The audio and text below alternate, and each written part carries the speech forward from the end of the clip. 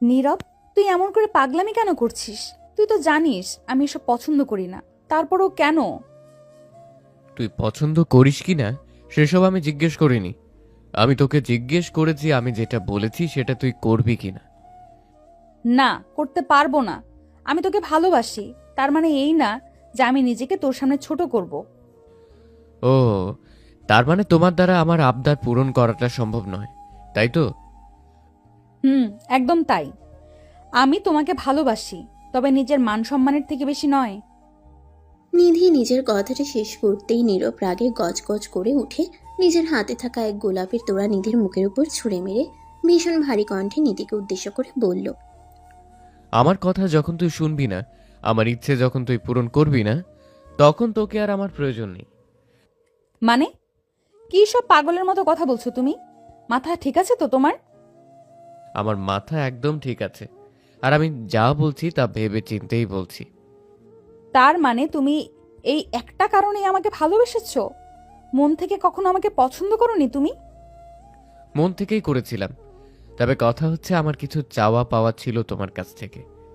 আর আজ যখন সেসব মিথ্যে হয়ে গেল, তখন আর আমার কোনো কিছুর প্রয়োজন নেই।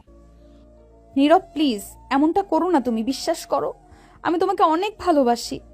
আমি আমার ভালোবাসাকে এমন করে... অল ওভার। আর কিছু করার বা বলার নেই নিধি, আর সে আমি। নীরব নিজের কথাটা শেষ করতেই হনহন করে নিধির সামনে দিয়ে চলে গেল। নিধি বোকার মতো নীরবের চলে যাওয়ার পানে এক দৃষ্টিতে তাকিয়ে আছে। গতকাল নতুন বছর শেষ হয়েছে, আজ নতুন বছরের প্রথম দিন।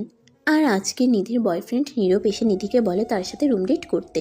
নিধি এসব মোটেও পছন্দ করে না, তাই নিধি সরাসরি নীরবকে বারণ করে দেয়। নিধি আজকালকার শহুরে মেয়েদের মতো নয়। নিধি বরাবর ভালোবাসা নামক শব্দকে সম্মান করে এসেছে। নিধির কাছে ভালোবাসা মানে হলো সারাটা জীবন হাতে হাত রেখে ভালোবেসে যাওয়া। নিধির কাছে ভালোবাসার মানেটা হলো নিজের প্রিয়জনের মুখের কোণে সবসময় হাসিটা রাখা। আর আজ যখন নীরবের মুখের হাসির জন্য নীরবের অন্য সব ইচ্ছা পূরণ করার বিষয়টা নিধির সামনে আসে, তখন নিধি আর কিছু ভাবতে পারেনি। নিধি নিজের সম্মানের কথা চিন্তা করে নীরবের ইচ্ছেকে বাদ দেওয়ার সিদ্ধান্ত নেয়, আর নিজের মান সম্মান বাঁচাতে নীরবকে ফিরিয়ে দিতে বাধ্য হয়। নীরব চলে যেতেই নিধি বোকার মতো কান্না করে ফেলল। নারী নাকি প্রতারক হয়, নারী নাকি পুরুষের ভালোবাসা বোঝে না, নারী নাকি শুধুমাত্র নিজেদের স্বার্থ খোঁজে। কোথায়? নিধি তো নীরবকে পাগলের মতো ভালোবাসা দিয়েছে, তবে কেন আজ নিধিকে এমন করে কষ্ট পেতে হলো? নিধি কান্না করেই চলেছে। প্রায় ঘন্টাখানেক সময় কান্না করার পর নিধি নিজের জায়গা থেকে উঠে নিজের বাড়ি ফিরে যায়। নীরবের সাথে আজ দেখা করে অনেক ঘোরাঘুরি করার প্ল্যান ছিল নিধির, সেসব তো আজ হলোই না, বরং তার বুকের মাঝে জমে থাকা হাজারো ইচ্ছা স্বপ্নগুলো সব মাটিতে মিশে গেল। নীরবকে ছাড়া নিধি এক মিনিটও কল্পনা করতে পারে না। সেখানে নীরবকে ছাড়া নিধি কি করে বাঁচবে? না, নিধি আর কিছু ভাবতে পারছে না। নিধি একটা রিক্সা নিয়ে নিজের বাড়ি চলে আসলো। নিধি নিজের বাড়ি চলে এসে সোজা নিজের ঘরে চলে গেল। কারোর সাথে একটা কথাও বলল না নিধি। নিধি নিজের ঘরে গিয়ে দরজাটা বন্ধ করে দিয়ে গোপনে নিজের চোখের জল ফেলতে থাকলো। রাতের দিকে নিধির মা নিধির ঘরে আসলো। নিধির মা নিধির ঘরে এসে নিধির ঘরের আলো নেভানো দেখে খানিক অবাক হয়ে গেলেন। তিনি নিধির ঘরের আলো জ্বালিয়ে নিধিকে কান্না করতে দেখে কৌতূহলী কণ্ঠে নিধিকে জিজ্ঞেস করলেন, কি রে মা নিধি, কি হয়েছে তোর? এমন করে কান্না কেন করছিস মা? কিছু হয়নি মা, আসলে হয়েছে কি বলো তো, আমার কপালটাই খারাপ। আমি অযথা লোকের দোষ দিতে থাকি। আসলে সমস্যা তো আমার নিজের মাঝেই। এইসব কি পাগলের মতো বকছিস? কি হয়েছে সেটা তো মাকে বল। উফ, বললাম না কিছু হয়নি। আমাকে আজ একটু একা ছেড়ে দাও, আমি একটু একা থাকতে চাই মা, প্লিজ। একা থাকতে চাস মানে? কি হয়েছে? কে কি বলেছে? মা হয়ে তো তোর থেকে এইটুকু আমি জানতেই পারি নাকি? হ্যাঁ, জানতে পারো, তবে তোমাদেরকে এখন কিছু বলার আমার বিন্দু মাত্র ইচ্ছে করছে না। সময় হলে আমি নিজেই তোমাদেরকে সব বলবো। এখন প্লিজ আমাকে একটু একা থাকতে দাও মা, প্লিজ। নিধির কান্না ভেজা কণ্ঠে বলা কথাটা শোনার পর নিধির মা খানিক কাজ করতে পারলো যে তার মেয়ের হয়তো কিছু একটা হয়েছে। তা না হলে নিধি কখনো এমনভাবে কথা বলতো না। তবে কি হয়েছে সেটা তিনি বলতে পারবেন না। নিধির মা নিধিকে খানিক সময়ের জন্য একা ছেড়ে দিলেন। তিনি নিধিকে রেখে রুম থেকে বেরিয়ে আসলেন। নিধির ঘর থেকে নিধির মা চলে যেতেই নিধি নিজের ফোনটা হাতে নিয়ে চেক করতে লাগলো নীরব তাকে কল করেছে কিনা। তবে নিধির এই আশাটা সত্যি হয় না। নিধি ফোনটা হাতে নিতেই দেখতে পেল নীরবের ফোন থেকে কোনো কল আসেনি। নিধি একটা দীর্ঘশ্বাস ছেড়ে নিজেই নীরবের নাম্বারে কল ডায়াল করলো।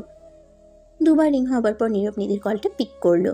নীরব ফোন তুলতেই ভীষণ শক্ত গলায় নীরব নিধিকে বলল, এখানে আবার কেন কল করেছিস? বলেছি না আমাকে আর বিরক্ত করবি না তুই? আমার কথা কি কানে যায় না? যায়। তবে আমি এখানে একবার নয় 1000 বার কল করব, দেখি কি হয়। বেশি কিছু হবে না, শুধুমাত্র আমার ফোনটা সারা জীবনের জন্য বন্ধ হয়ে যাবে। নীরবের কথাটা শুনে নিধির বুকের মাঝে কেমন যেন করে উঠল। নিধি নীরবকে কান্না ভেজা কণ্ঠে এবার বলে উঠল, আমি তোমাকে অনেক ভালোবাসি নীরব, তোমাকে ছাড়া আমি থাকতে পারবো না। চলো আমরা বিয়ে করে নেই, তারপর আর কোনো বাধা থাকবে না। না, আমি এখন বিয়ে করতে পারবো না। বিয়ে করার জন্য যে মুডটা থাকা লাগে সেটা এখন আমার নেই। নীরব প্লিজ, আমার সাথে তুমি এমনটা করতে পারো না।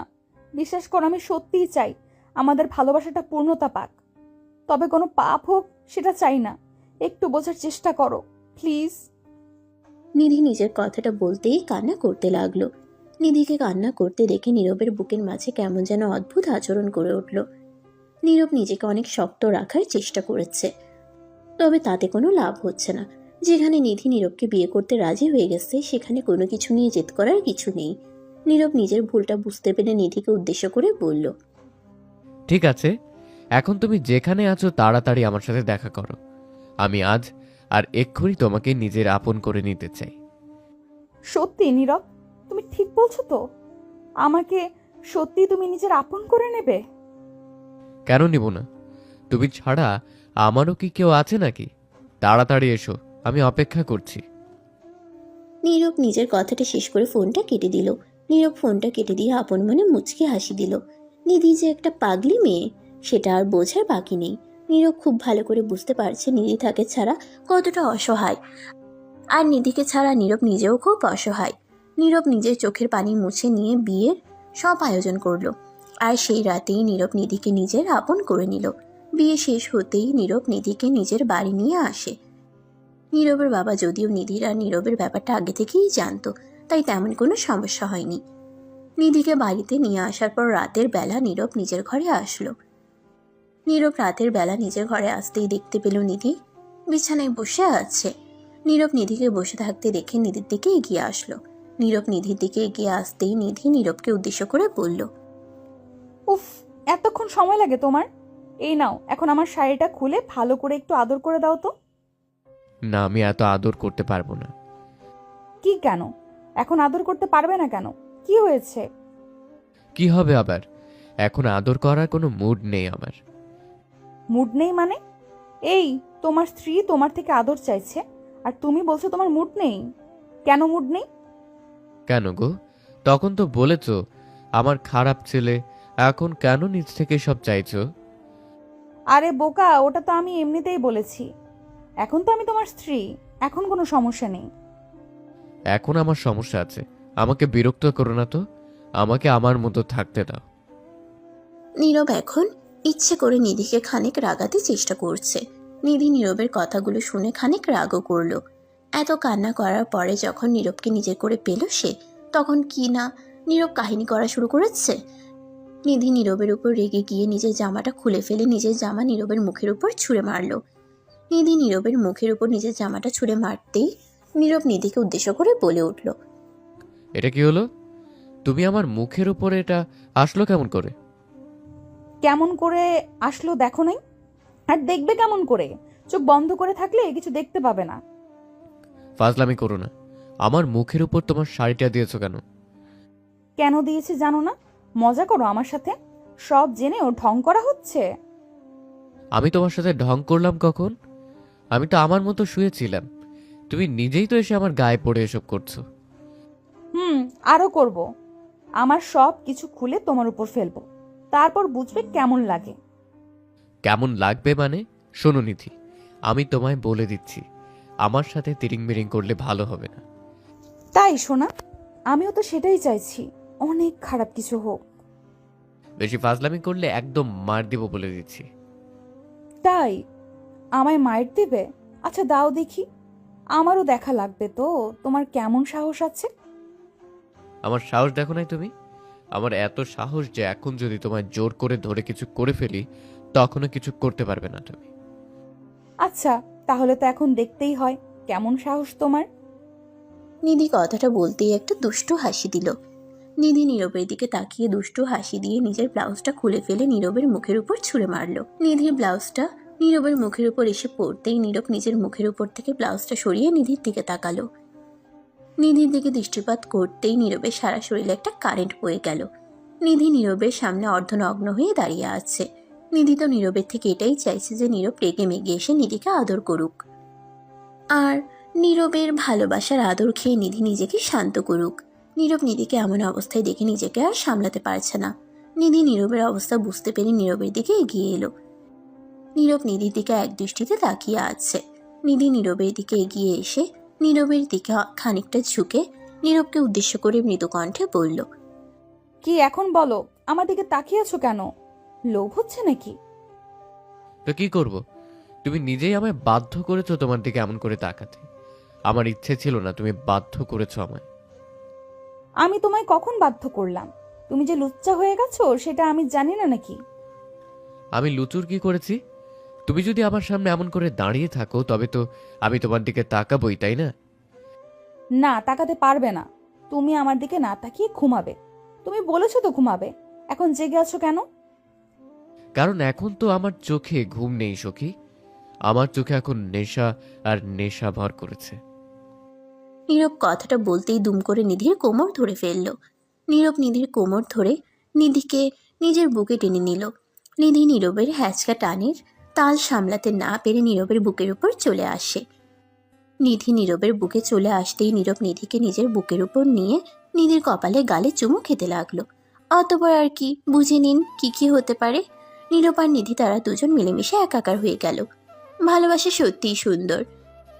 নিজের প্রিয়জনকে নিজের আপন করে নিতে সবাই পারে না। পাপ থেকে নিজেকে দূরে রেখে পবিত্র উপায়ে ও নিজের ভালোবাসাকে পূর্ণতা দেয়া যায়, যেমন করে নীরব নিধির ভালোবাসা পূর্ণতা পেয়েছে। অতঃপর বলতে চাই, ভালো থাকুক ভালোবাসা। বন্ধুরা, ভিডিওটি কেমন লাগলো তা অবশ্যই আমাকে কমেন্ট করে জানাতে ভুলবেন না। পেজ থেকে দেখে থাকলে অবশ্যই পেজটিকে ফলো করে দিবেন, আর চ্যানেল থেকে দেখে থাকলে অবশ্যই চ্যানেলটিকে সাবস্ক্রাইব করে পাশে থাকা বেল আইকনটা বাজিয়ে দিবেন। আর নিত্য নতুন এমন সুন্দর সুন্দর ভালোবাসার গল্প পেতে voice of Priyanka Facebook page এবং প্রিয়াঙ্কাস ক্রিয়েশন ইউটিউব চ্যানেলের পাশেই থাকবেন। ধন্যবাদ সবাইকে। দেখা হচ্ছে আগামীকাল নতুন কোনো গল্প নিয়ে। ততক্ষণ পর্যন্ত সবাই ভালো থাকবেন, সুস্থ থাকবেন, আর আমাকে সবাই অনেক বেশি দোয়া এবং ভালোবাসা দিবেন। আল্লাহ হাফেজ।